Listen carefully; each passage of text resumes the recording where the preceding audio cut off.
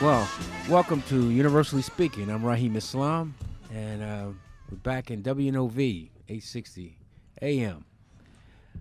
Back on the radio. Welcome, Milwaukee, and I hope you're feeling good, in spite of not getting the projections that we were intended yesterday. But still, we got work to do, and I was pushing all day yesterday, talking about what is the November 5th going to look like?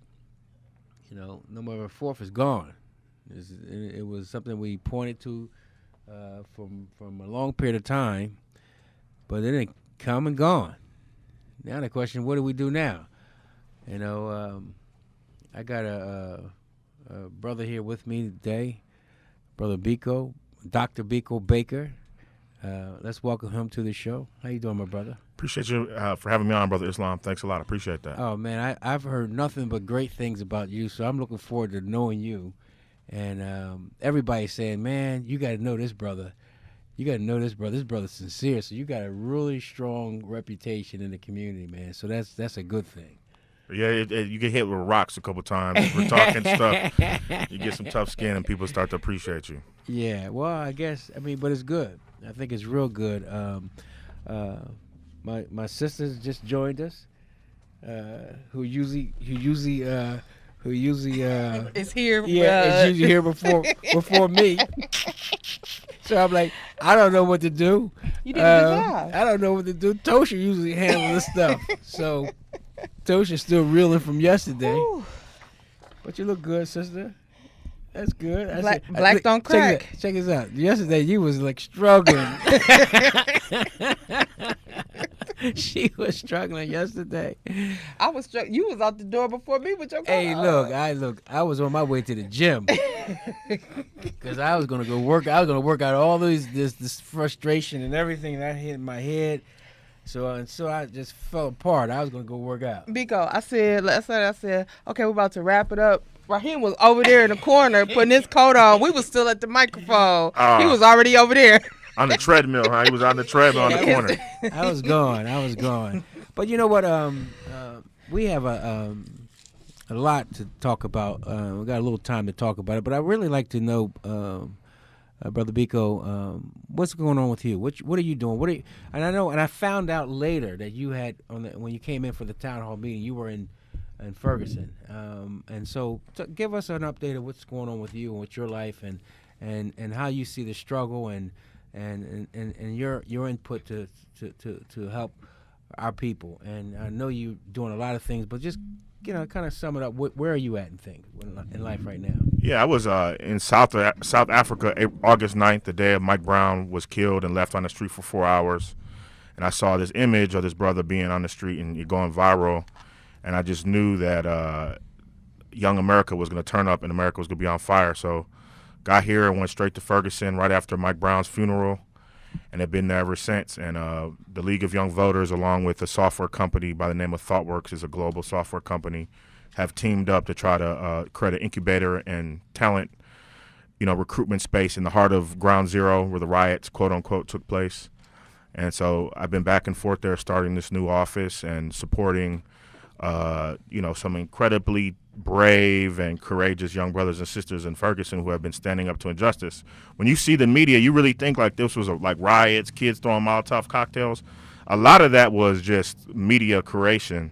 And these kids were really just showing up on the street and speaking out. Was it not cussing and talking like hip-hop kids do, Right.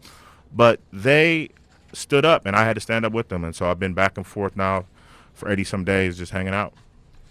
So what do you see as, because I wrote a piece after the marches, after the visuals, because I was really touched by, obviously, most of Black America, was touched by this situation. That, we're just sick and tired of this nonsense happening to our young boys. And, it's one thing, first of all, there's probably, 12,000 murders that we commit each year against each other, So I want to make sure that every mother and every parent who is burying their children understand this is not some statistic. This is real. Yeah. It's creating holes and vacuums in families and communities, and I'm looking at now the trauma that this is causing is just this might not be repairable. Yeah, man. That it's taking place. When my mother lost a son, my oldest brother, not through any violence, but a natural. He had a heart attack, and she never was right after that. Mm-hmm. She kind of coped, but I could look in her eye and her soul and see that she was never right again. Yeah, man. And for a couple years after that, she was very shaky. And so I know the damage that what takes place when you have to bury your children. I don't know firsthand, and I don't want to know firsthand, but I've seen my mother. But I know enough people know that this is not something we should be taking lightly. And so I was writing more on not only the situation with in Ferguson, but all the other families who were burying their loved ones because of violence in the streets. And so how does it look now in Ferguson as it relates to sustaining the effort? How are they going to organize themselves and actually be able to be a force for change? And because we know that these people can wait you out. Yeah, man. Yeah, they got more money than us. They always say big bank takes little bank. The Ferguson Police Department has a $6 million budget annually, and then I know they spent, I guess the estimate is like $100 million so far on just extra policing. But I think for us as a people, and I've been thinking about this a lot. I have had a lot of young people I've worked with die. Whether it's at the Boys and Girls Club, or even kids I used to teach, and even me, it hurts. It feels bad going up and down Burleigh, knowing that some of them kids aren't there. But I think we have to envision big dreams, and we have to take over our community. I heard you speak one time about just the whole economic development strategy that you guys employ, and I think that's exactly what we need to do. I think until we have ownership of our community, we're going to be in a lot of trouble, because the police, they're doing what they're supposed to do. Their budget is designed for them to come get us. That's what everything is about. And we got to vote and try to change things like they did in California with Prop 47, where now they're taking nonviolent drug offenses and lower petty thefts, and they're going to give them a year as opposed to 3 years. But we got to think bigger than that, man. We got to do stuff all over again. It's the opportunity to dream. And so I think unless we do that, we'll see more people dying by the hands of police and by ourselves. Well, and that when you say dream, to me, you know what it translates to me in kind of strategic terms, an agenda. Yeah, man. That's what your vision. I interpret that to mean an agenda that we can all, come together on, and not so much that we're unified, but we're cooperating, because unity will come. The unity will come as organic as it's taking place in Ferguson. I just need to know, though, how are they going to sustain themselves? Have they had any conversations of what that looks like? And because at the end of the day, people got to go to work. They gotta feed themselves. They got to deal with life. Yeah. And so, have they had those kind of discussions in Ferguson? Because you're right there close. What does that sound like? What does that look like?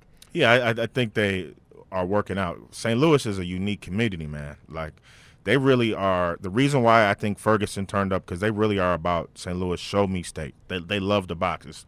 I think Sugar Ray Leonard and people are there. Are some famous boxers are from there. Mm-hmm. But I think the struggle has been mostly young people who are learning over these last 80 days what they're supposed to do. And that's why I'm there, is really to provide an opportunity and a space for them to learn. So we've talked about everything from, developing, program and online developers who can take the skills that we have and, create economic opportunities.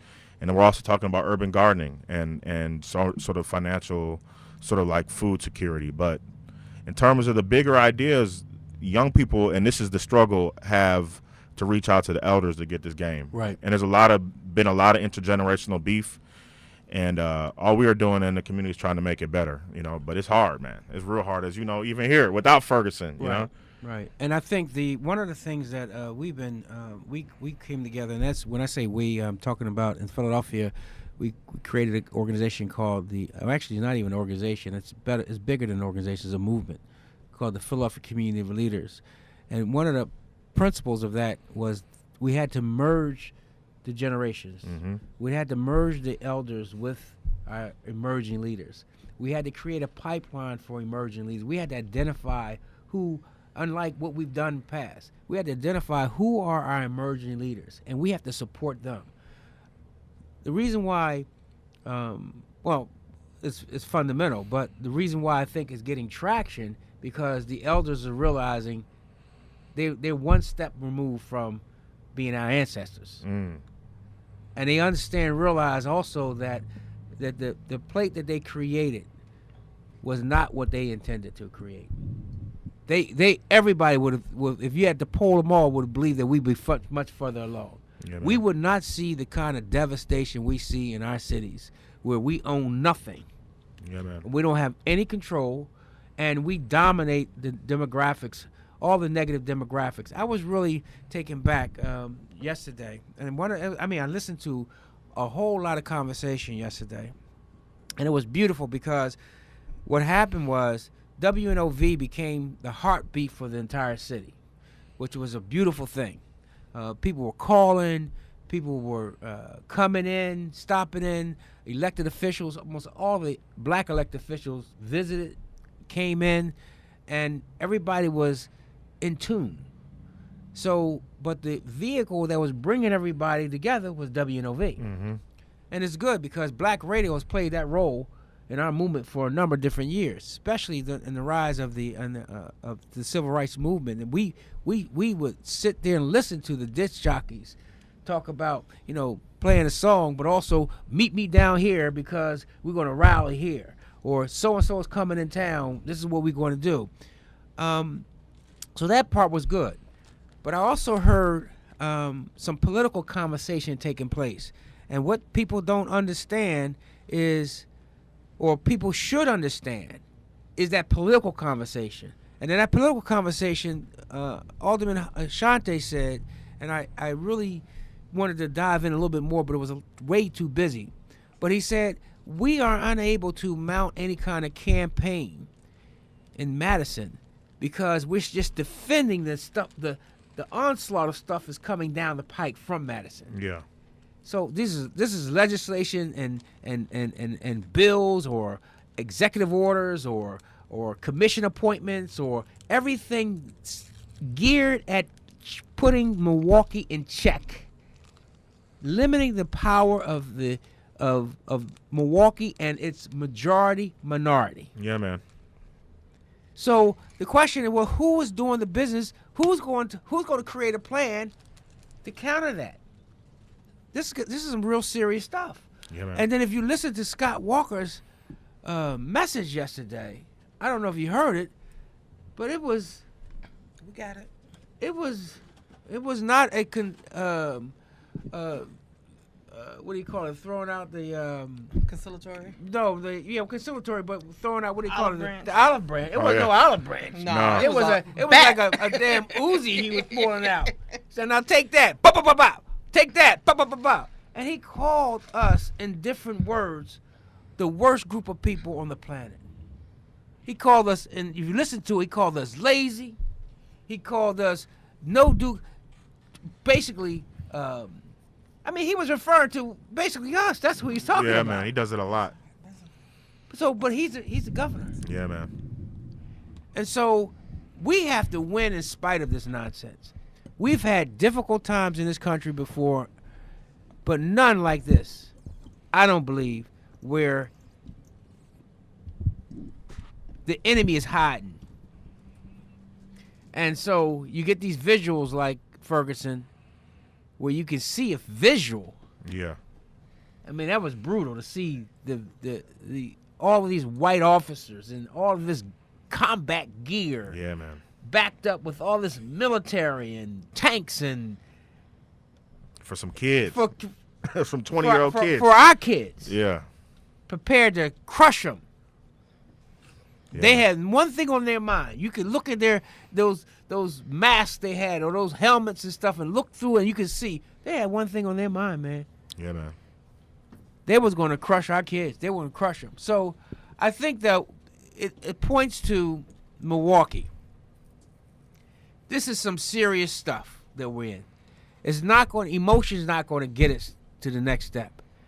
Emotion might get us to the table, but emotion is not going to get us to solve this issue. Yesterday was an emotional day. The ceremony for the wedding is an emotional day. When you go home after everybody done left, and you and her are together, you say, "Damn, now what did I do?" That's now when the real work begins. The real works begin. Yeah. You follow what I'm saying? Yes. So we had the ceremony yesterday, even though it didn't turn out the way we wanted to do. That was a ceremony. That was the emotion part of it. The real work and the work that we are up against are people who are doing that work. They're doing that work every day. The plans that you see, they're being implemented, and there was a Barack Obama backlash yesterday, Yeah, man. bigger than anything. It was like a tidal wave. Mm-hmm. They took back the Senate. They didn't just take the Senate. They wanted 3 seats. They need to get to 51 to take back the Senate. You're going to see the next 18 months what they're attempting to do. They pretty much won almost all the governor's races across the country. They pretty much added and padded their lead in the United States Congress. There was a wipeout yesterday. Yeah, man. I mean, let's be real. Yeah, it was. I mean, this was a absolute tsunami for those who are under the banner of the Democratic banner. And it was strategic. It wasn't no haphazard. It just happened. But the fallout is yet to come. Yeah, man. You think they did all this just to get a seat? These people are serious. They know what power is. They know how to use these offices. They know how to use the legislature. You start looking at the judges, because what is our relief? Our relief at the end of the day, when all else fails, is going to be the courts. That's right. And if we can't win in the courts, it's over. Yeah, man. And right now, the Supreme Court is up for grabs. We've got a very slim margin right now in the Supreme Court, and it go iffy. Another Supreme Court judge that's an absolute conservative, everything goes up. You forget about it. And guess what? It might take 30 years to undo that. Man, you're making me cry. Cry. This is how serious. This is a serious situation. But guess what, Brother Biko?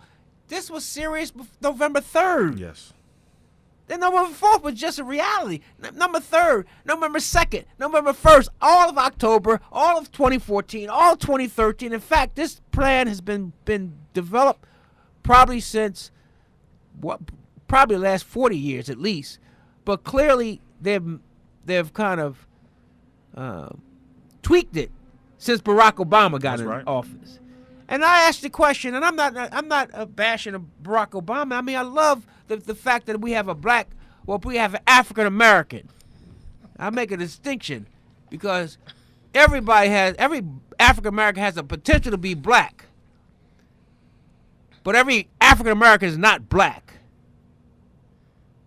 All right, let's get that clear. To be black, you got to be thinking for black, be about black, and not apologetic about being black. You get in the office and everybody says the Germans get in the office and say, "Well, I'm in this office. I'm the mayor for all people." But you look at his policies. He's supporting the German people. You look at our policy. We say, "Well, I'm the president for everybody." Yeah, you're right. But who put you in office? Yeah, man.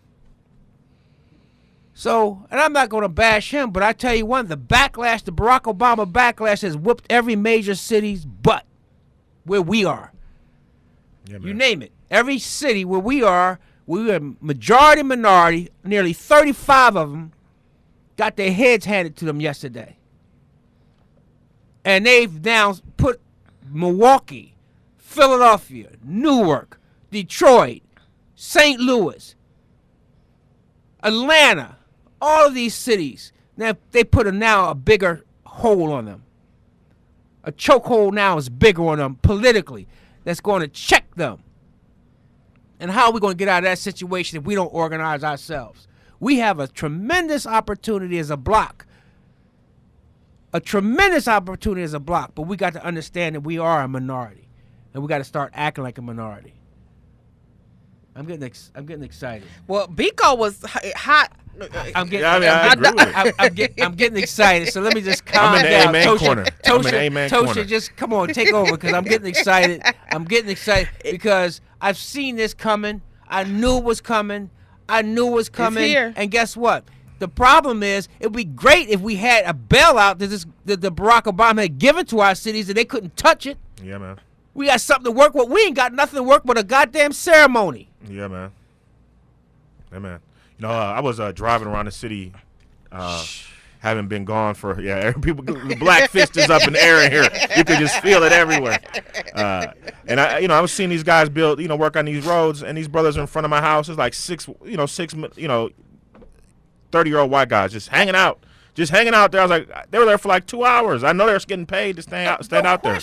And the unfortunate reality is we've allowed these big federal programs to go past us, right into people from outside our community. And I have to be honest, I love Barack Obama, and I love the elected officials here. But we have to be stronger and more unified. We can get stuff in Madison if we go up there and we kick butt. But if we go in there and are meek and are quiet, we're in trouble. And 860's legacy, I listened to 860 when I was a college little kid. Michael McGee, that's when stuff has always gotten done when we're able to agitate, not be afraid, just go to the line. And we've forgotten a lot of that. And I think our elected officials have done a decent job given the scenario. But, I know that these young cats coming up in Ferguson and Milwaukee, they're riders. They need more. They're not going to just vote for you just because of some, platitudes. Well, and the other thing is, and to be truly transparent, politicians can't do what we're talking about. You're true. They can only be vehicles for what we do ourselves. We've never, could never, and this system is designed that we could never transfer what we must do as a group to elected officials. Elected officials are the recipients of the plan that must be implemented. That's right. So if they don't have a plan, they're doing their best, but the reality is, here's my message to the black elected officials. You got to stop this nonsense. You got to stop this assimilation of majority politics when you are a minority. There's no reason why you should not be a caucus, a real caucus that's aligned, that basically has rules of engagements, that has a purpose. And that purpose should be helping the black community, not only the district that you serve, but the black community in general. So you put your alderman position next to the other alderman, next to the other alderman, next to the state rep, next to the senator, next to the county exec, whatever. You act and think as a group. You get something done. So, but if you play politics like you are owning downtown Milwaukee, you get nothing because you don't own Milwaukee. We don't own it. So the politicians have to think differently. They got to think like a caucus. And even then they might get something done, but it still does not replace the fact that what we must do as a people. We have to give them an agenda.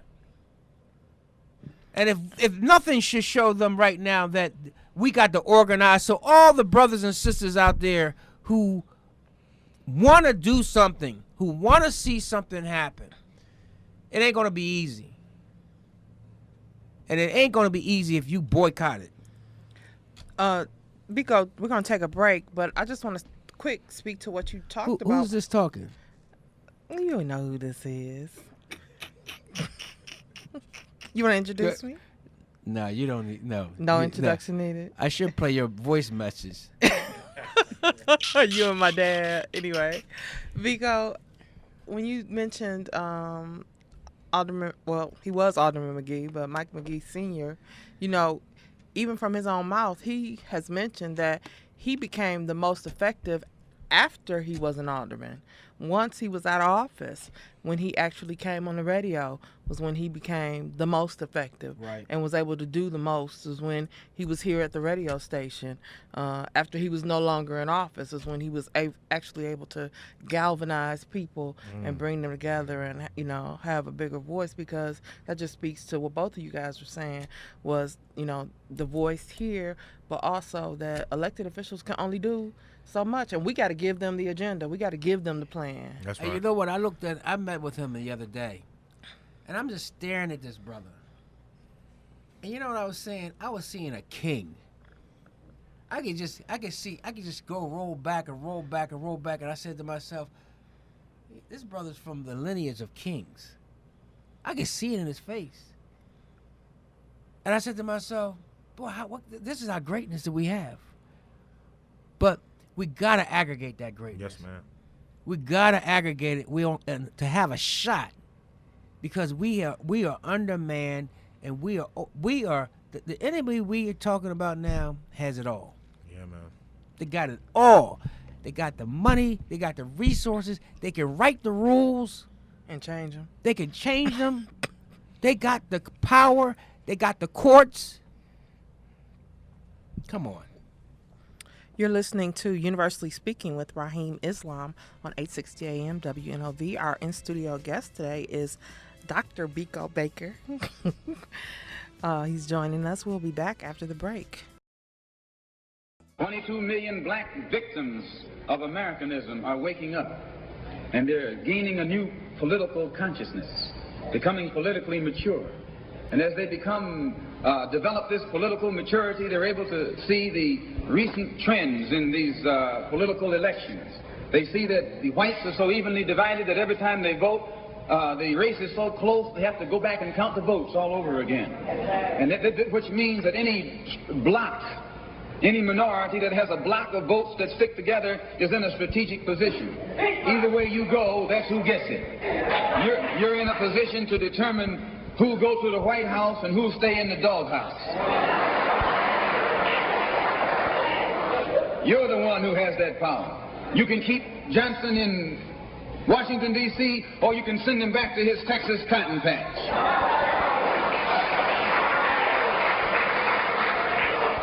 You're the one who sent Kennedy to Washington. You're the one who put the present Democratic administration in Washington, D.C. The whites were evenly divided. It was the fact that you threw 80% of your votes behind the Democrats that put the Democrats in the White House. When you see this, you can see that the Negro vote is the key factor. And despite the fact that you are in a position to be the determining factor, what do you get out of it? The Democrats have been in Washington, D.C. only because of the Negro vote. They've been down there 4 years. And all other legislation they wanted to bring up, they brought it up and gotten it out of the way, and now they bring up you. And now they bring up you. You put them first, and they put you last. Because you're a chump.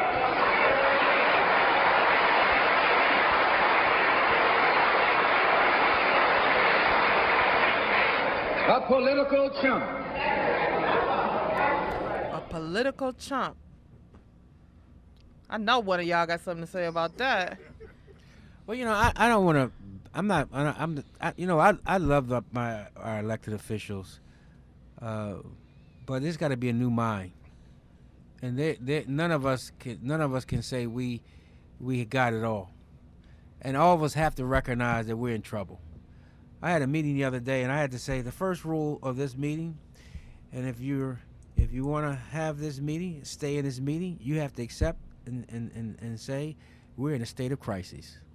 If you don't believe that we're in a state of crisis, then you have to leave. Yeah, man. This conversation ain't for you. And to the city of Milwaukee, to the black community in Milwaukee, it's our right to be amen. Let's go and let's get them. Let's get emotional.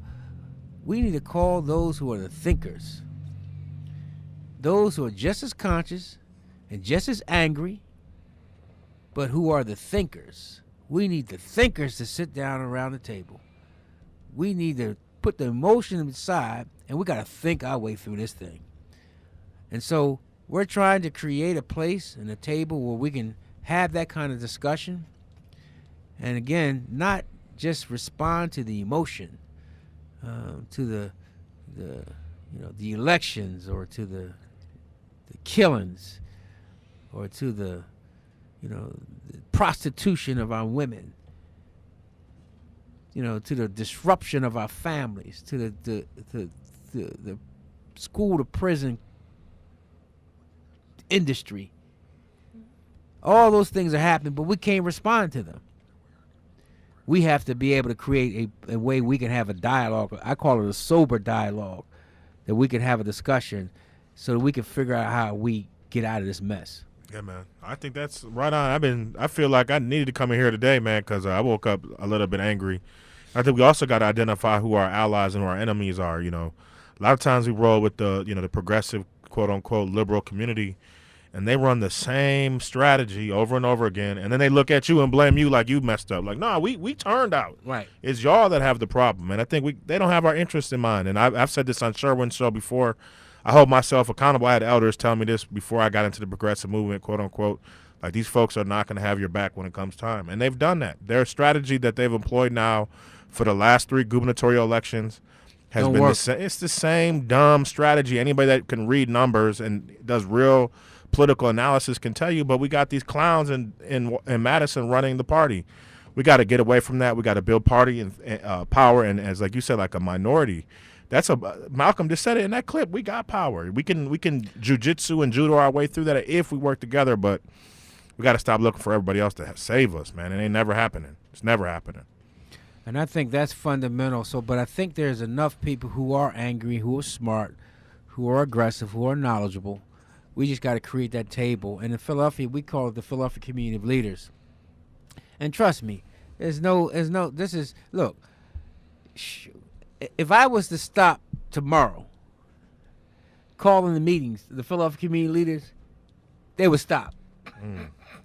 Ain't nobody would say, damn, we got to meet, man. Man, come on, man. Because this is hard work. You follow what I'm saying? It's like, trying to hold a bus, getting in front of a bus and trying to hold it back. God willing, they don't put their foot on the pedal. But when they put their foot on the pedal, you can just see there's no way in the world you can hold that bus from just running you over. Yeah, man. But that's what we got to do. So the way we got to do it is to hold that bus. We got to get a couple more people. And then a couple more people. You got to get your people who you think you can rely on, who are conscious like you, and can make a commitment to an idea that's not tangible. Right. Most movements are built on something tangible. And that's why we are unable to create the movement today, because we're looking for something tangible.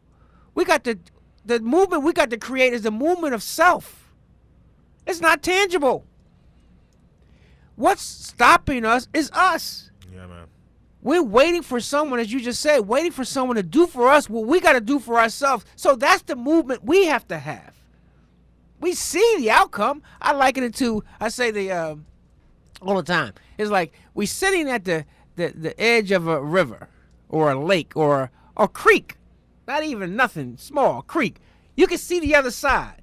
But we are so psychologically messed up, we can't even put our foot in the water. Man. Can see the other side. Meaning we can see what we want. We all know we want to better our education, and we know it's going to take us working together. We all know we want to have more power over our own economy. We want to have better neighborhoods. We can see it's right across there, like a couple feet.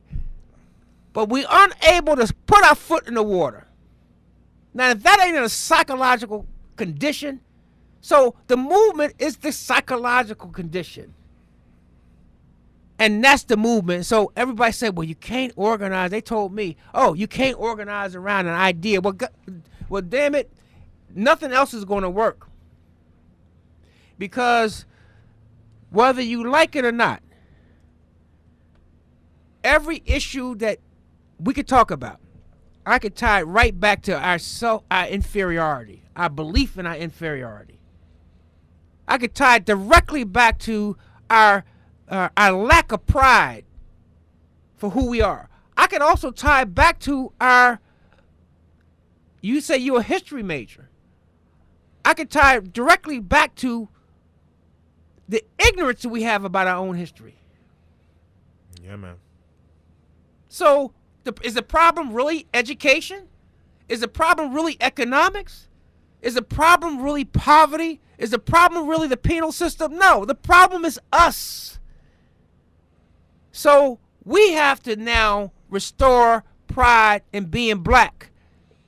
We have to overcome the stereotypes and the massive mediums that portray us as inferior. And even that piece, there was layered in the speeches yesterday of the governor. And trust me, I don't have anything with the governor, but guess what? Let me tell you something. He can be taught as well. Ain't nobody on this planet that can't learn. Yeah, man.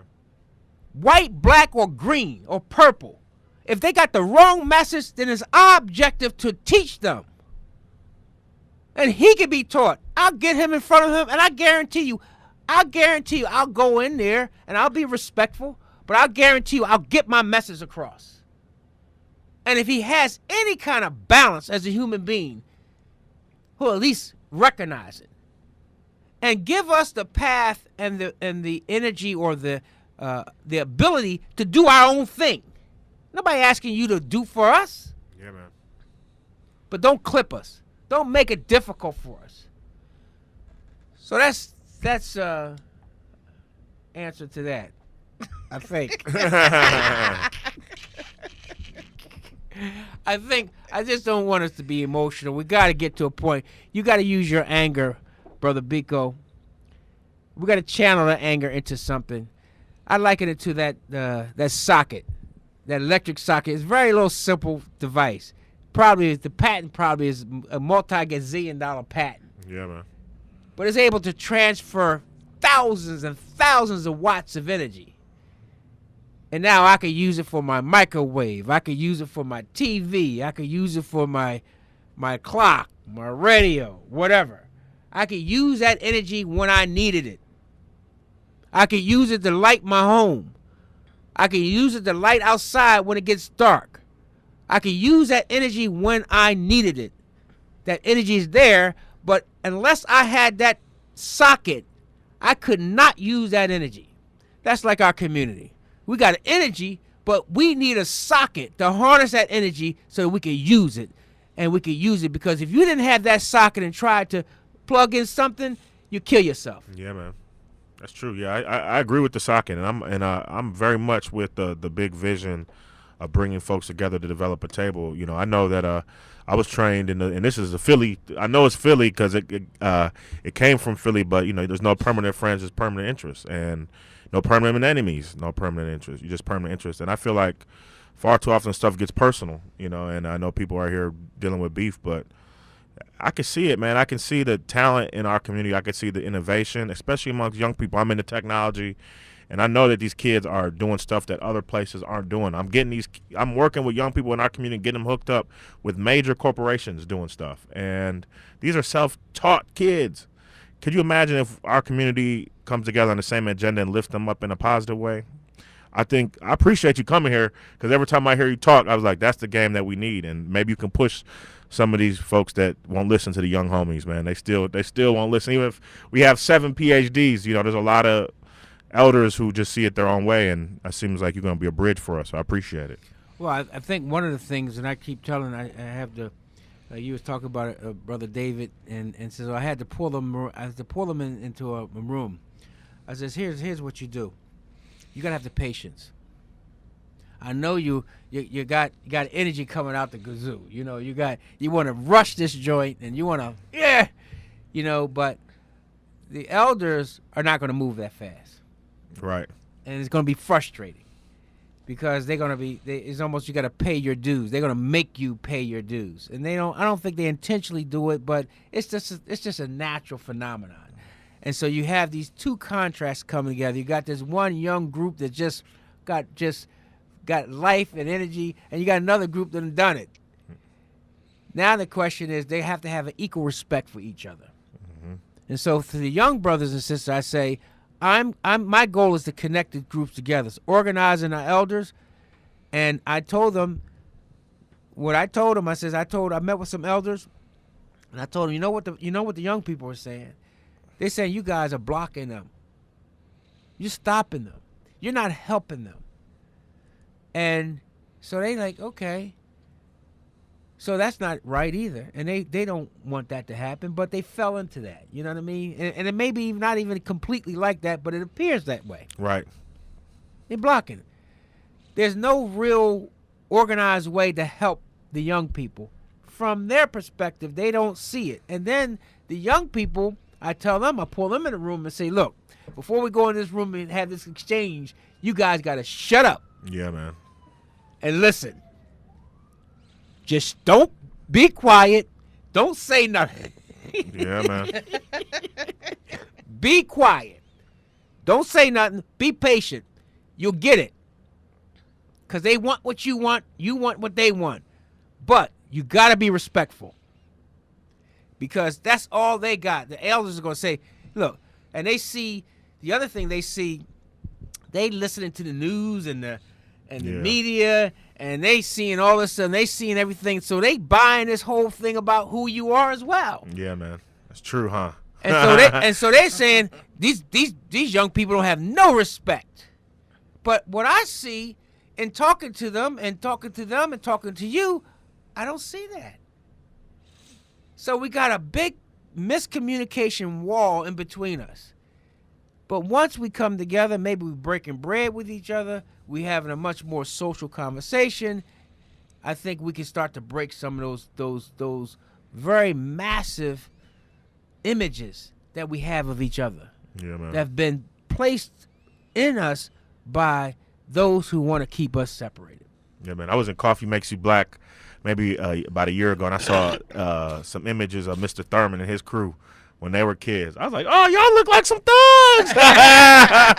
And so, it's a cycle. And even being, in my mid-30s, I know I could see the little homies looking at me a certain way. And I was like, oh, that's the karma I get from the way I got it. So, it's a struggle, but I haven't met too many elders who are going to throw us underneath the bus. No. Yeah, and I just think people just don't know that. And I think they don't know, what I've also taught to young people, they don't know about the onslaught that the government and COINTELPRO and killing our elders. They don't know how really real that was. Because all we get told is Martin Luther King and Malcolm X. We don't know about the thousands of other leaders all across the country who are standing up for us. We're imprisoned. And can I tell you that the group of elders that Rahim met with, these was some gangsters. Yeah, okay? man. These was some tough people. Soldiers. Right. Okay? These were some soldiers. These wasn't the go to the courthouse and sit down and have a no. These were soldiers that was really getting it done. So no, Mr. Islam. How can I help you? No. Matter of fact, they was sitting back looking at him like, what you got? What? You wasting my time? Yeah, man. What are you going to tell me? When he first met him, he said, man, they don't smile, they don't clap, they don't nothing. I looked down in the audience. I seen, hollering and screaming and jumping up and down. Then I go to the scan. And this group is nothing. Stone cold. That's the ones you gotta be worried about. Honestly, you gotta be worried about the stone cold ones. Nothing. Not nothing. Yeah, man. They sitting there like, So, I want to meet with them. But I think you're right. I think for the most part, I had a meeting the other day, and I said to people, and I said to them, you know what? I hear all the negative about our people because you hear it, right? So they said, oh, no, you can't trust this so this end and then this end and then that. Then, no, this is what the ends are doing. No, you can't do this. And so, but I'm still searching for these people that they're talking about. I haven't found them yet. Now, ain't nobody perfect. But I haven't found these people they're referring to. I don't think they exist. I think you might have a Clarence Thomas here and there, you know what I mean? And that's funny. He will go down as a Clarence Thomas as a description. He gonna take over for Uncle Tom. Exactly. Yeah. So it's gonna be a Clarence Thomas now description. You might have a Clarence Thomas here and there, But I don't see that. And I'm up close with, the leaders in the city. I don't see where people are that vicious or carrying those agendas. I'm not naive. I do know that one of the areas that has divided us the most is politics. Yeah, man. Because we don't know how to play politics. And I told a bunch of politicians, no disrespect to you, but you guys the only ones should lose. We should never lose. We should never lose when we have two candidates running for governor. We should never lose. So now we're going to wait. Now, I was pro Mary Burke, or her candidate. Mary Burke, right? Yes. Is that right? Got her name Right. But guess what? Mary Burke is going back to a lifestyle that I can only dream of. That's right. All right? So Mary Burke ain't hurting.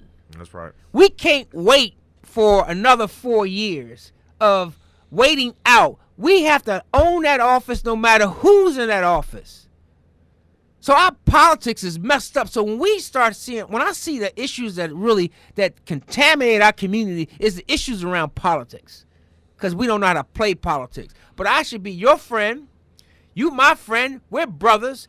You go with Walker. I go with Burke. We're going to win. Yeah, man. Right? Yeah, man. How can we lose? It's been unfortunate. I know that the choice and charter and all that stuff is split our community up a lot, but the whole concept of it was for us to get an economic stake. And I know that Howard Fuller throughout history has been, sort of demonized by black people and stuff. But the guy I think Howard Fuller, what he was trying to do here, has been ingenious because he's trying to get money in the hands of black people. And if we don't start from that, we're in trouble. But unfortunately, that's got people fighting each other. I don't even talk about schools because it's like you're going to get punched in the face. Someone's going to be so mad at you that you'll get punched in the face about it. How do we bridge the gap between generations? From your perspective, you heard what I said, but what are your thoughts? I think that's it, man. I think young people communicate in a different manner. So we're quick and we itchy to get on a device, and that's something that we have to work on as a whole. But I think you hit on the head. We got to shut up and listen. The best advice I've ever gotten is when I've just sat down and paid attention to the stories or the information. And I think young people are willing to do that, especially with people they respect. And so I know that it's easy probably for you to pull in young people. You'd probably have no problem with that, I could tell. And then I think the other thing is we have to sort of workshop things and practice. I'm an athlete, and you can't just get in the game if you don't practice. Right. And I think we got to have projects that are scalable, easier for us to get hands on, and debrief and reassess and go back to the game plan. And I think that's the only way we can do it. I know I'm more anxious. 10 years ago when I was rolling around with Kwabena Muhib, I was like the wild, bombastic 25-year-old. But now I see it's necessary because if we don't do it, we're going to go off a cliff because we don't have an analysis. Well, the thing that I think that you and I interpret what you said, and I'm going to interpret in movement terms. And I'll try to do that all the time because language is important, and reconciling definition is very important. And so what you're basically saying is in a movement, you have long-term goals, but you have short-term goals. Yep. All right. So I definitely understand that, we got to rally around an idea, which is our future. But we also have to have short-term manageable goals that makes us feel that we can win, as if in sports. Yeah. You get a few wins under your belt, you start to feel good. You feel confident. But I really like to figure out a way working with our elders and our emerging leaders, I'm not even going to say emerging leaders for you. You are our leader. The emerging leaders now, though, we have to now look for is those 16 and up. Those who are 16, 17, 18. See how fast time? Yeah, man. See how quick time passes? Yeah, man, I didn't know. I wasn't ready. See, because you was talking about you and Quab. I said, Quab, you're not no young guy no more. I can't even call. I'm going to keep calling you emerging leader because the young people don't know how old you really are. But there's a whole cachet of young people who are 19, 20, 21, 22, 23. They have a different perspective than you do. That's right. But you are at least, I call a near peer. So we got to figure out a way. And I don't have the answers. And I say we, I really mean that we have to figure out a way. How do we bridge that gap? How do we do things constructively? How do we put multi-generations in a room together? How do we organize that room so that we can get some outcomes? Yeah, man. Yeah, I think that's right. I don't even need to come on this show. I just need to retweet and status update the things because, yeah, I agree with everything you're saying in here, and I know as a near peer, I have a lot of young homies that I work with, young men and women that are trying to get in the tech field or the music field or entertainment field, and they're ready, man. They looking for something to plug into, that light socket, and all you have to do with me is just give me the time and date. Even if I'm in Ferguson, I'm gonna get there, because I know that, I love Milwaukee. I know that the potential's here. I don't like what these people are doing here. And absent of, I believe in nonviolence, but I also like the box. And sometimes I feel like that might be the only solution. But if you come in with the information and the connections, I'm going to fight with you. Hey, look, you can box, you can do 15 rounds because we're going to need 15 rounds. But it's mental boxing. That's right. And the boxing we're going to have to do it. The first boxing we have to do with each other. We got to stop the excuses. I say we're paralyzed by hopelessness. Mm-hmm. So we got to deal with the issue of hopelessness. What are the creations? What are the characteristics of hopelessness? Well, one is confidence. So let's act like we don't have the confidence. Yep. So how do we build the confidence? One of the ways we build the confidence, anything black, we should be promoting it. We should be supporting it. Anything black, we should be supporting it. Black art, black rap, black music, black people, we should be supporting it. Black communications, black museums, black events, those things, when you start seeing more of those happen, you'll start to see the increase of pride. Mm-hmm. We have a couple calls. Caller, go ahead. Dave? Yes, good afternoon. Good afternoon, Dave. First-time caller. Well, welcome. Thank you. I wanted to say, I've been listening, obviously, to Sherwin. I obviously have called when Eric Vaughn was on the radio and when Earl was on the radio. And the community, I think, Milwaukee in particular, it's a wonderful city. It's got a lot of pluses to it.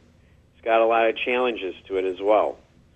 One of the things that people need to realize is during this whole time that's been in place, and I know a lot of people point fingers with the current governor and stuff, Milwaukee has been really pretty much on a downslope since the mid-1970s. And it doesn't matter what kind of governor has been in place, but I can tell you this. We've only had, in the last, 40 years, we've only had, like 3 mayors, basically. Correct. And in that time, things have not improved. And it's a lot of, we have to think about where is the leadership of the city. It's been lacking. And it's been lacking anywhere from where do you see where Northridge is still sitting empty after how many years? This whole thing, the whole debate about where Arena should go. We still have the same issues we've been talking about with the school system. And at the end of the day, the people that live in Milwaukee, they're still in what I call a hopelessness state, which one of you just stated. And the opportunity is such to where it's been closed off. And why has it been closed off? And I think what we have in place is we don't have creativity out there, and it's not thinking out of the box. When maybe thinking out of the box, it's basically we haven't changed any of the city laws. The city laws are extremely restrictive in trying to do business.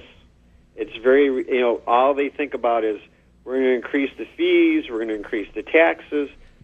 That right there, before you even get an idea off the ground, you're already in the hole. And what I mean by that is you have to worry about all sorts of red tape you got to go through. Who are you going to talk to? you got somebody looking over your shoulder, and it becomes very discouraging as a person if they do have a creative idea. How do they get it off the ground? We do not enable people. We do not give people the opportunity or a chance to do that. We tell them, you can't do this, you can't do that, you have to follow this, you got to follow that. And before you know it, you have some of those people that might have those big ideas leave the city, and they go elsewhere. They go to where they see there might be some opportunity, where they can expound on their ideas or their dreams or what have you. Dave, let me thank you for that, because I want to just respond to some of the things you said, and I think most if not all, I can wrap up what you said is in leadership. There is definitely a leadership void in our community, in America. I mean, when you can see the kind of stupidity and kind of emotional drunkenness coming from both sides, from all people, you see that we need a leadership, avoid leadership. I think one of the things that the promise of Barack Obama, not only in getting him elected as the first African American, which was unbelievable and tremendous accomplishment to the maturity of America, and the world recognized that. But he built his campaign on change. And that was something that the whole world needed to see, a new leader. But it doesn't stop with Barack Obama. And it's not going to be solved. And obviously we see also that, there's some limitations. We all have them. But we should never stop fighting for what we call is leadership. And what you described in many aspects is a lack of leadership. So when I was talking to Brother Biko here, and I was talking about meeting with Governor Walker, not so much that I, think that, he's a leader, and he's, no question, he's elected to be the leader of the entire state of Wisconsin. But he needs leadership too. Yeah. I mean, the mayor here needs leadership. The Common Council needs leadership. The religious community in the city needs leadership. Everybody needs leadership, and leadership is a couple things. One thing is leadership is taking people to a higher vision. A higher vision. So they might be on one plane. You got to take them to a higher plane, even when you know they don't want to go. And second, leadership is doing the work. You don't come and ask somebody to do something that you ain't prepared to do. You haven't figured it out. You don't go into a meeting and have a meeting with somebody and then you just pretending. No, you go into that meeting prepared. You know what he can do or she can do.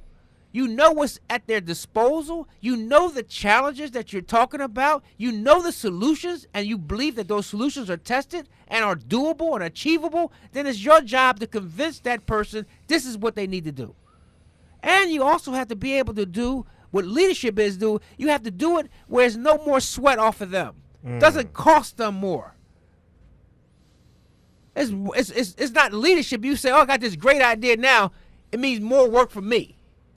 Yeah. No, I got to be able to go in there, do my thing, convince this person, and that it won't cost him another nickel. Won't cost him any extra time or energy. He'd be like, well, do it. Yeah. Shoot, what I need to do? You got it. That's leadership. And the other thing is leadership. You talked earlier about leadership is knowing who your friends are. Aligning ourselves with groups of people who feel and think the same way we do. Not about everything. Yep. But about the things we're concerned about. The issues we're focusing on. So if we got an issue around the criminal penitentiary situation, there are people who are anti-criminal or institutions of institutionalization of the penal system. Those might be our friends that we need to focus on. There are people who are saying that they're human rights activists. They're international human rights activists who come to America and say America is the worst violator of human rights on the planet. the way they incarcerate its people. Or are we sitting down and talking to them? So, just like you said, we have to be able to understand who our friends are, and we have to align ourselves with our friends. That's leadership. We have another caller. Caller, go ahead. Yes, and just adding to some of the things being said, that we have to teach self-sufficiency. We are the most resourceful people to not have our own and not even build on our own, like passing something down to our children that can be sustainable and that'll be something that they need. We don't take it. We take a look like we got to go and make somebody else rich or make somebody else wealthy with knowledge and with our efforts and things. We don't see our own self being in those positions. And that's a sickness, sister. That's a sickness we have to deal with. Let me say this. You got two nice schools that, with the radius of those schools, that you would teach adults to become self-sufficiency, to own in those areas, and make it a highlight for them to prosper. They'll be walking distance for everything. Now, I'm under the president's program, which was a wonderful program, and people say he didn't do much, but he set up for us to go to college for free, to get knowledge for free, and not even, all he asked is you be there, obtain it. It's not about working, but get the knowledge. He set those programs in for free. $25,000 programs, $50,000 programs for us to go to school. We got people who won't even try to even look into that, even though they're way out in areas where, we can't get to unless we got a car or, it's just highly set out there, but it's there because we're not advocating for it to be down here. We're not advocating for those things. So that's all I have to say, and I love your show. Thank you much. Bye. Thank you for your call, because I think I want to respond to your statement, and I definitely don't want to appear that I am anti-Obama, Barack Obama.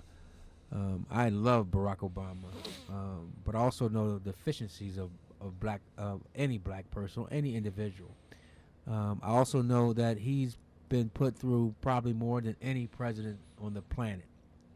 And I think you saw yesterday, if you really was a political astute, a political observer, you saw a Barack Obama backlash that galvanized the right wing base to the point where they just had an overwhelming victory across the country. And a lot of that is racially motivated. And you can see it in the statements and the comments and it's code now. Ain't nobody going to be out really. You don't see people in KKK uniforms anymore, but they can have KKK language. That's right. And it's 21st century KKK language. And that's another reason why our elders are important, because they were part of the fight, the real fight. It wasn't KKK was in his robe. Yeah, man. All right, he wasn't hiding behind law. He wasn't hiding behind institutions. He was in his robe and in full exposure. And he had no problem telling you who you were and what you were. But our people had to win in spite of that. So that's our elders today. The other thing is that the program she referred to, some of the programs referred to, no question, I think the president's done a great job in trying to do some of the things for our community. I just would like to see him do more, and I think that, but he can't do more if we don't charge him to do more. That's right. It still comes back to us. It's really not him. I don't blame him. I blame us. We are not organized. That whole campaign was an emotional one. Now, after the marches, after the rally, after the election, what? We didn't know what to do. I mean, you had a few people who have enough to know about government to get there and they're getting their little thing and getting their contract. Yeah, getting their little transaction, but it don't translate to Burleigh. Yeah. It don't translate to Wisconsin or Harambe neighborhood. It don't translate to the areas we know black people are living. And it definitely is not creating economic opportunities where we now have an opportunity to get to full employment. Because one of the things they say is that we don't want to work. I just can't believe that. When I look at our young people, there's no jobs. Yeah. Yeah, no, that's true. They lie about that. We've done like get hired today, like job fairs, and we've had people show up. You know, we had people that showed up, worked hard, and we didn't have enough resources to employ everyone. But there are people out here, and you know, I'm with creating the new economy. We can't wait. You know, I've really been spending the last 2-3 years going to Silicon Valley and hanging out with technology people and venture capitalists and people 3 years ago I wouldn't have worked with because I thought that maybe they didn't align with me politically, but we do align on a lot of things, and that's for me has been eye-opening, and I believe there's a lot of opportunities here if we're able to just connect those resources that exist to these young people, and it ain't gonna come. You know, I love the mayor, what he's trying to do in the third ward and all these little special initiatives, but when you go to Silicon Valley or San Francisco or New York, they're dreaming big and they're throwing down big cash. This little $500,000, $500,000, $250,000, like it's pennies, man. It's pennies. Don't lie to me. I know what real money looks like, and we have to ask for more. And any politician that's not willing to go fight for bigger things, you know, they got to go. You know, I'm sorry. I'm sorry that you got elected and there's not a lot of agenda here, but I'm with pushing. So throw the agenda out there so we can go beat some people up. I'm ready. Let me go. I think the agenda has to be to address the issue of poverty. And when the president talks about a rising tide lifts all boats, I always say, and I cringe because I say our boats are not seaworthy. That's right. So yeah, there's boats that's jamming, but ours are still. I go into some of the Caribbean islands, and sometimes you ever see one of those boats that have been docked up on the boat for like 50 years. Oh man, that's our boat. Yeah, man. Holes in it. You know what I mean? It's not seaworthy. You couldn't put it out on the sea. So we got a little work we got to do before we can actually go out in the sea. And that's the work. That's work. So when we go and ask people for things, we got to be prepared to know that we've done our work. And we're prepared to do the work. And I think that kind of feeds into the hopelessness that people have. They think it's just way too big to tackle. You know, and they look at the issues and they see they constantly promoting it on the TV, on the radio, on the news, in the movies, in the books. People now talking about it. You say it long enough and you start to believe it. That's true. Yeah, man. Predictive programming. Right. Yeah, so man. you say it long enough, and now if you poll the average white person, what are their true thoughts of black people? Lazy. Yeah, man. They want the government to do something for them. Shiftless. No accountability. And on and on. All these are negative characteristics. Because, again, the media has portrayed us like that. So that's not us. In fact, it's just the opposite. We're probably the hardest working people on the planet. Yeah, man. Given where we are and what we've done, nothing could be less than a miracle for where we are. But it's completely turned around. And also, when I look at our young people, I looked at a young boy the other day. And, in fact, no, I didn't even look at him. I did see him. No, I heard about him. Because Senator Taylor was talking about a young boy who she had met during the campaign or during the different polls. And she said this young boy was so sassy. And she said the young boy said, she said, he asked the young boy, "What did he vote?" He said, "Yeah, I vote." He says, "Well, who you vote for?" Or I think he said he to a sample vote, and then he kind of got back to her in a sassy way. She questioned something about him. He said, "I can read," you know. Well, I heard in that little conversation, I heard a leader, and we got thousands of them. Our problem is that they're also being preyed upon. Yeah, man. And the full potential of that young boy will never be achieved if we don't get in the way and do some blocking for that young boy and that young girl, because their systems right now are preying on them. That's right. So, you know, we're not going to get past the work that has to be done. That's right. But it has to be, I was thinking about what you were saying about, you know, I'm nonviolent as well. But I'm also a realist. And I know that this world is prepared for violence. Yeah, man. This world and this society here that we live in, called the United States of America, is prepared for violence. Yeah, man. So you want violence? There's no more violent infrastructure in the world than the rest right here in America. Yeah, man. So that ain't one thing you want to even touch. And guess what? It's not going to be successful anyway. So what we need is to be smart. We need to be thinking. We got to prepare for the future because the window of opportunity is closing right in front of our eyes. Yeah, man. And it's only going to be, we're going to only wake up, or hopefully we wake up before that, but when we wake up, it's going to be too late. The deck is stacked now, but it'll be doubled and triple stacked, and we will have no way out. We will have no legal way out. We will have no economic way out. We will have no way out if we not understand and build the muscles of how we build our people. Let's guys, let's go to the break. I could hear. Okay.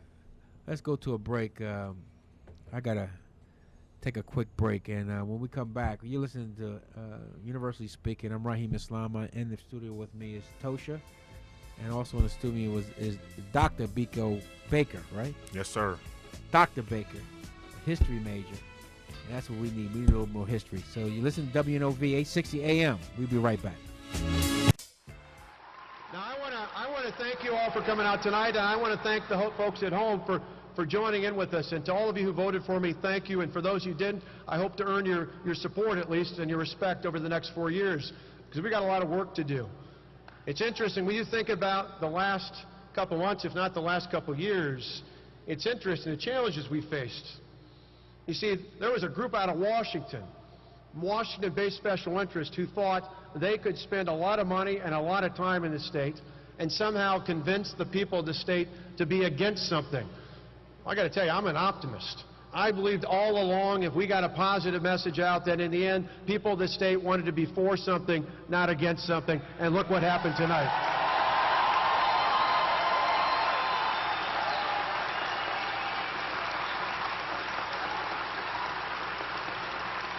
You see, those big government special interests spent tens of millions of dollars, brought all sorts of ads in here, brought all sorts of attacks, because a few years ago, we took the power away from the Washington-based special interest, and we put it in the hands of the Wisconsin taxpayers.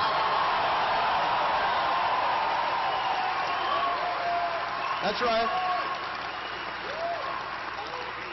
They didn't much like that, you know, because they're used to politicians that think more about the next election than they do about the next generation. We turned it around. We thought more about the next generation than we did about the next election, and the voters of the state said, that's the kind of leadership we want.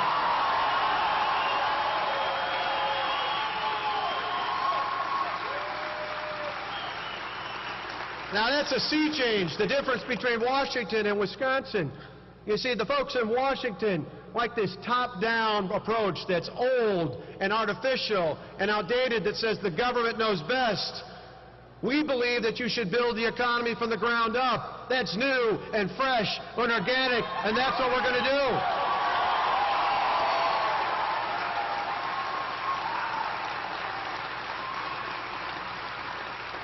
In fact, those groups in Washington, they tend to measure success in government by how many people are dependent on the government, by how many people are on unemployment, by how many people are on food stamps, by how many people are on Medicaid.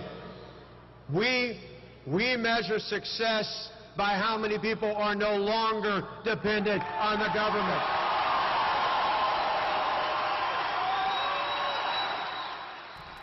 Welcome back to Universally Speaking with Rahim Islam. How do we measure success? I mean, after I just hear just a little clip, do we need to hear any more? Man, that guy scares me, man. Yeah, but he won. Yeah, he's a winner. He's 3 gubernatorial elections in 6 years. He's winning. In 4 years, he's winning. So so if he's winning with that message, we're losing. What did that say about us? Man. I mean, I listened to the code. Who is Washington? It must be Barack Obama, right? The president? But what's behind Barack Obama? I guess it's black people. Who's talking about, who goes around? I mean, we probably have a few people and we've kind of gotten into the area of dependent on government. But I don't think most people run around thinking about growing up and I'm going to be dependent on the government. Yeah, man. I can't wait to be able to grow up. But we got to right this wrong when we had thousands and thousands and tens of thousands, millions of us coming, and they were completely in poverty from the moment we was emancipated. And we've been fighting ever since. So we've been fighting for a piece of the pie that society held in their own hands. So this is about an economic fight. So who are they talking about when they measure success by how many people are not dependent? Well, that's how we measure success too. But how does people not be dependent in any way, shape, fashion, or form as when we have our own? Yeah, man. I think it's interesting because, I know that the dog whistling Republicans and Democrats do that the most. They talk about black people without saying black people. But I know for a fact that white people are addicted to the government way more than we are. In Wisconsin. Yeah, man. But, it's unfortunate because at least people outstate and outside of Milwaukee hear that stuff and they really think that this guy's in their best interest. And all the numbers are showing that Wisconsin's economic stability is going away. And these new ideas that he has, gutting labor and all this stuff. This is how this state has strengthened itself and supported itself. And so we got to put on the boxing gloves and go beat him up and come up with a strategy to get our piece out of that because he ain't going nowhere no time soon. Even if he runs for president, he's still going to be here for the next 2 years at least. Well, and I think that the real issue for us is that what do we do in the interim? I mean, first of all, we should never be shut out. And we have to be able to shape their message. It's easy for them to say this stuff when nobody's there to challenge them. No, you can't say that. Well, why not? Because this is what you be saying. But when they have speech writers and political consultants, they're writing all this stuff for them, telling them exactly what to do and how to do it because this is all strategy. Yeah, man. Exactly, because he didn't write. Yeah, clearly, he didn't write. And this is the epicenter of the fight of ideas. Which direction will this country go in? Will it be a country for the people, by the people, for all the people? Or will it be set up for a small group of people who've had it and have always have it and want to always have it? And that's really what it boils down to. And it's not so much that you can find, I don't think you can find solace in any one of the parties. But we got a two-party system, and I think the Democratic Party, at least on paper, but all on paper at least align with our interests. But everywhere I've seen across the country, the ones that really have our interests at heart have to go outside the Democratic Party to be elected. Yeah, man, that's the unfortunate reality of this two-party system, man.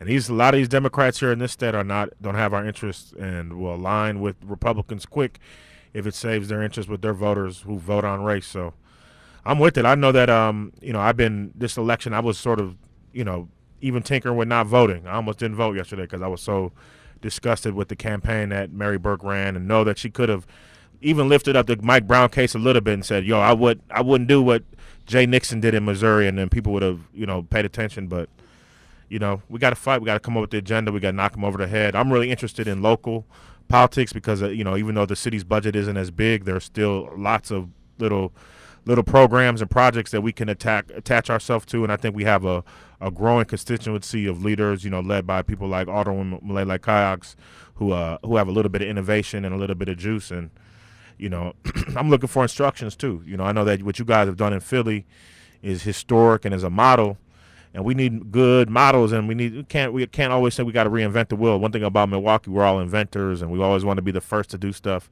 and that sometimes gets us down too. Sure. And I think that one of the things that he's messages that I pulled out that I really thought was really important that we need to do, that he said he wasn't concerned about the next election, but the next generation. That's the message. Yeah, man. But the question is, what generation is he talking about? And the question is, who is thinking about the next generation of black people? And again, even the opportunities that were presented to you, my brother, will not be available to those coming behind you. And if you thought they were limited, you said, well, damn, that's just impossible. But they are limited, because when I look at the stats and I look at the number of opportunities, the pathways to success in America, and the different segments that you look at, all of those segments, those pipelines, those pumps are not primed. They've been significantly disrupted. The pathway to become a surgeon, the pathway to become a lawyer, the pathway to become an architect, the pathway to become a business owner, the pathway to become a judge, the pathway to become whatever. Those pathways were layered or juiced from the 40s, the 50s, and 60s, and the 70s as a result of the struggle of our people to ensure that we had participation. That same pressure started to subside in the 80s, the 90s, and now that pressure doesn't exist, and those systems have been interrupted significantly. Yeah, man. And they will not produce the outcomes that we've seen. So our pinnacle of potential was probably in the 70s and 80s, and it's been going downhill. The numbers say that. I'm not saying that. The numbers say that. And so that means that it's got to be really, again, a sober. And when I say sober, people say, well, why do you always use the word sober? One is void of emotion, and is also void of any kind of drunkenness. That means political drunkenness.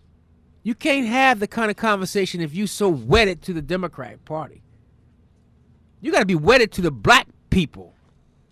That got to be the first and foremost. You can't be a union drunkenness. You can't be union first and then black people second. You got to be black people first and then union second. You can't have a religious drunkenness. You can't say, well, I'm this, and I'm that. No. You got to say black people come first before your religion. So when I say sober, I'm talking about people who are not drunk by any ideology except the ideology of black. Black first, second, and third. When you have that ideology, then you have grown from being African American or being colored to being black.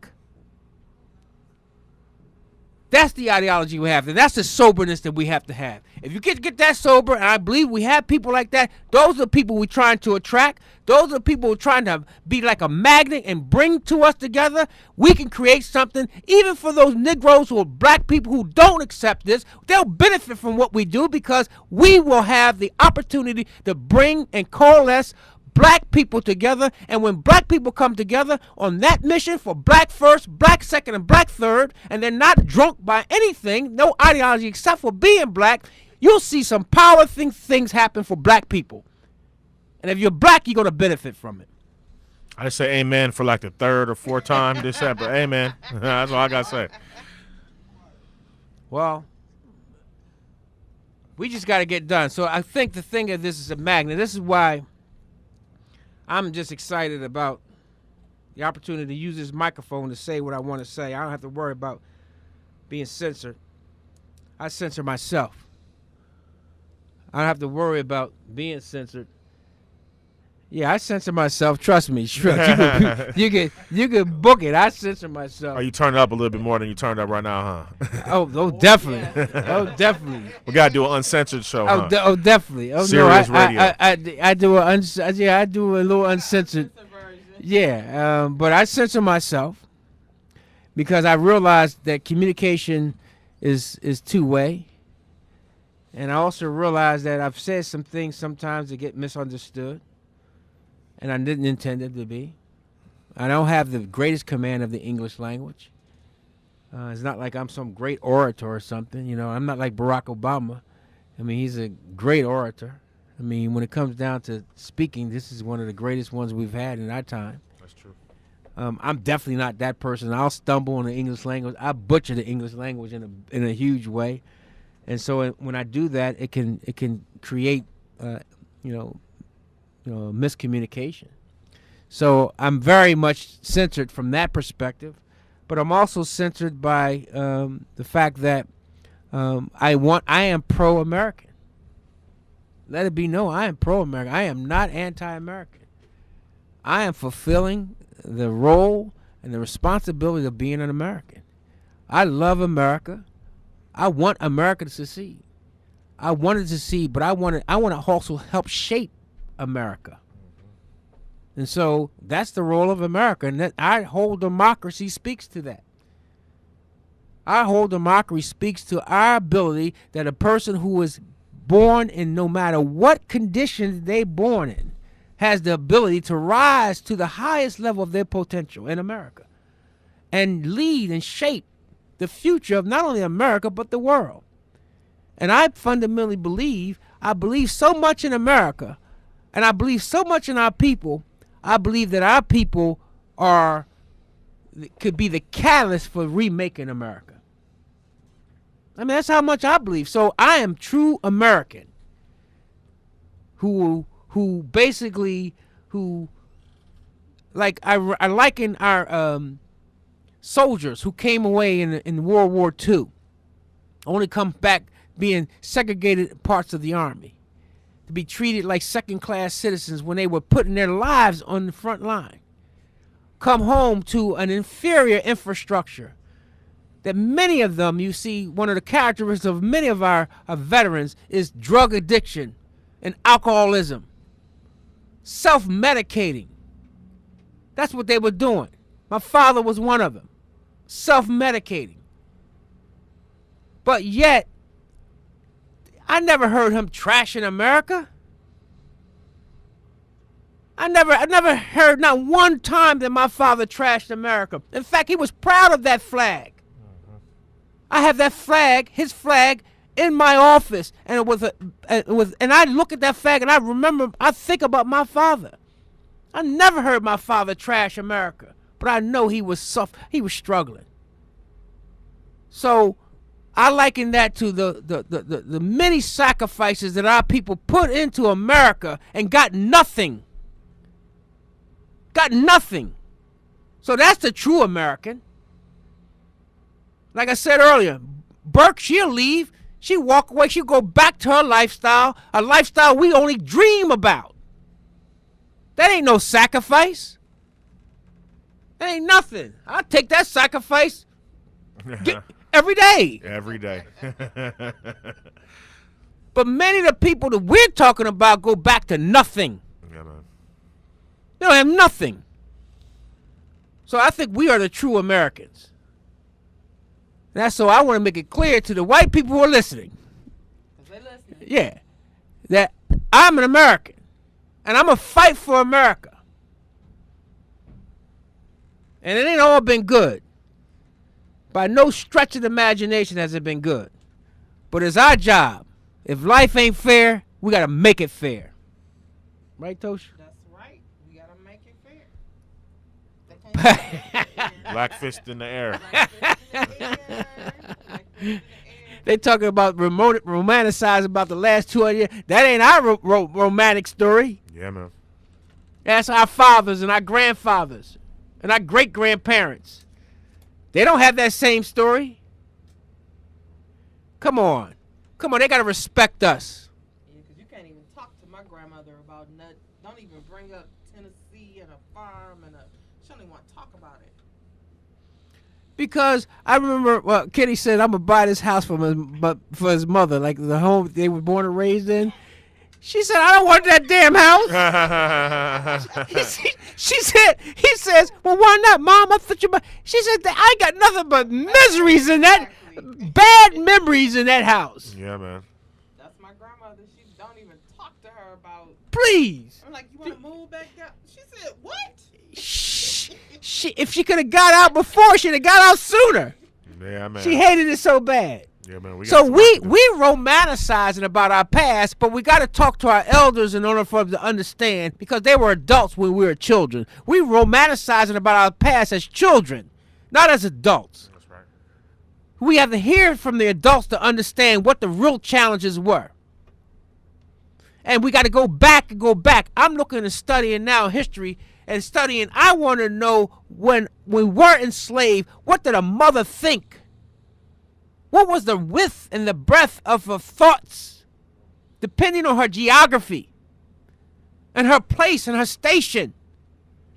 How did she think? What was she allowed to think? What did she do with the information she had? What did the young boys think? In the 12 years a slave, you seen when they would had the man hanging. Yeah, man.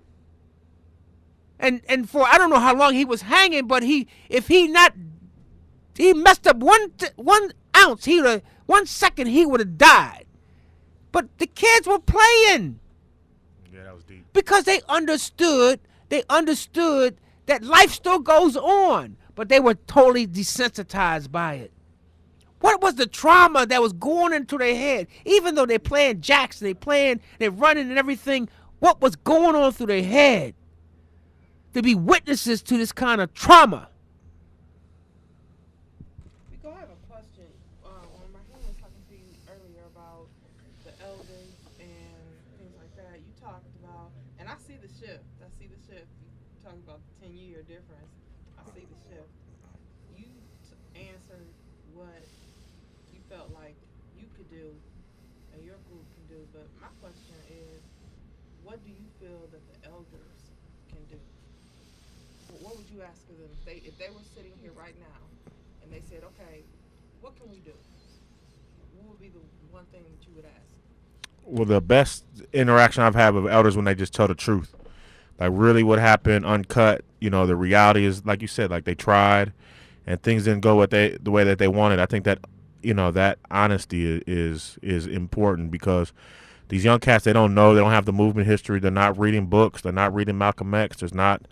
You know, they're not watching Madden TV the same way they used to getting this information that we got as youngins, and it's not in the hip-hop culture anymore. And so I think we just got to tell them the truth. And then once they hear the truth, I'm seeing this in Ferguson. Like there's a group of elders that they shunned because they try to tell them what to do. But the one that came and said, young brother, I hear you. I was like that 40 years ago, and let me tell you the truth. They respond and they take that game. And I think there's a lot of elders in this community doing that. And like I said, like you saw 10 years ago, I wasn't hearing nobody because it was a different time. But now I know that we need it, and we can't do nothing if we don't embrace that old wisdom. So we gotta create that room, that table, to create that dialogue. Yeah, man, the dialogue is important. It can happen, and we've done a couple of intergenerational dialogues. They've been beautiful, but they're nowhere near as big as we need them to get. We need them to happen constantly. It can't happen once or twice or 3 times a year. It got to happen weekly.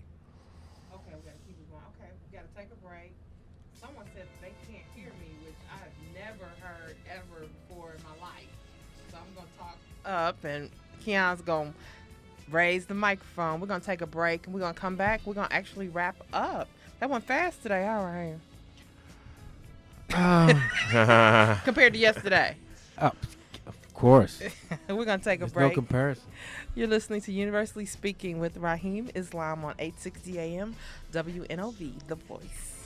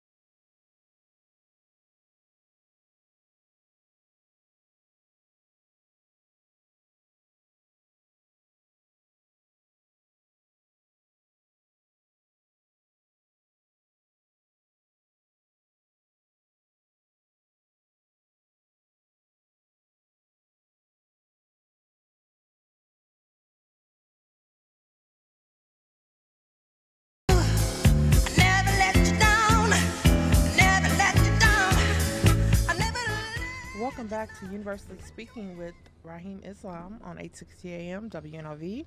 I am Tosha with a P. With a P.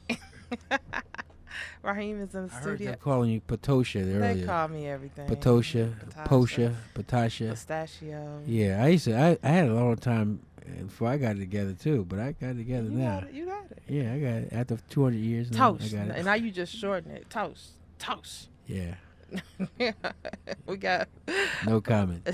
we got Biko Baker in the studio with us, and actually during the break we were talking about music and hip hop and the artists, and I was thinking about, someone recommended to us that we bring some artists to Milwaukee and do something. I know Biko has done that. We've done that for Get Out the Vote and for rallies, and I don't even know who we brought in. I worked with you on something. I can't even remember who we brought in. Yeah. It was a DJ, wasn't it? Oh man, we brought DJ who did we bring? somebody. Drama, DJ Drama. Was he brought Drama with? We Drama brought a lot of for your people in mama? here. No, it was some big DJ. I mean, everybody came out to see him. We was on King Drive. Yeah, that was DJ Drama. That event. Okay, yes, that was a great event. Yeah, see, it was great. I just didn't know who he was. But nonetheless, those artists do draw people, so someone was talking to you about, we need to bring some big names into the city, because that's what'll get people to come out, is if we can, bring the artists in. So I was just thinking. And they want to know how much they gonna get paid. That's exactly right. Yeah. Yeah, I got a lot of hookups and media connections through my work when I was a hip hop guy. So, a lot of times you get the plug on that. But I think, honestly, the local artists, these kids are having 5,000, 10,000, 20,000 Facebook fans here locally and have that much juice.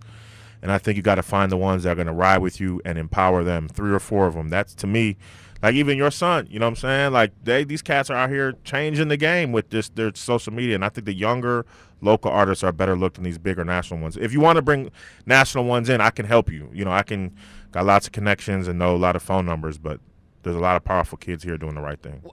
I said the same thing about the local, obviously Raheem is a phone call. He's got Kenny Gamble, so he can get to pretty much anybody, in the industry. But my whole thing was we need to start here at home, and we need to, I'm not saying it's a bad idea, because obviously for the draw, but that we do need to empower our local artists. We do both. Here. We gotta do both. We gotta do it all. We gotta have a short-term plan, a long-term plan, mid-term plan, Hit them from a all left all plan, a fronts. width plan. You know what I mean? A circular plan, A square. a square everything. plan. Hit You them know, on all sides. we got work cut out for us. So I know you guys have been hearing a lot of us, but get used to it. We're not going anywhere. Raheem is here. He's here to stay. Remember, Universally Speaking, you're going to hear it. You're going to see it. He's in all the papers weekly. We will be having more events throughout the city. They will become a regular occurrence. So just stay tuned. I'm going to share, as I usually do, a little bit from his weekly column, but you have to go pick up the paper for the remainder of it, so you can find out what he's talking about. Last week we started with part 1 of the Black Male, a Targeted Group. This week he shared with us part 2. That'll be out. Today's Wednesday, so you should be able to start picking it up tomorrow in the papers. And it talks about, in part 1 of my article, I tried to establish a few critical points that will carry throughout this series related to the black male, a targeted group. Key amongst them is the effects of slavery in our lives today. Many of these conditions are alive and well, and many of the disparities that exist today in our community have their roots in the enslavement of our ancestors. The black family, and the black man in particular, is being targeted by design. If successful, the black community will never achieve self-determination and sustained stability. Blacks need to be as diligent as the Jewish community has been in never allowing anyone to forget their own Holocaust, and also in making sure that anyone and everyone who contributed to the Holocaust be held accountable for what they have done. Now, I'm not trying to compare the black Holocaust with the Jewish Holocaust to see which one is worse, But what I'm trying to say is the Black Holocaust should receive the same passionate and intentional responses as the Jewish Holocaust has. I would like to continue the discussion of the legacy of slavery, specifically how the demise of the black family is directly linked to our enslavement under the American institution of slavery. We have been extremely impaired. It is clear that the enslavement of our people essentially destroyed the concept of family. During slavery, the black man was evaluated by his ability to endure strenuous work and to produce children. He was a stud.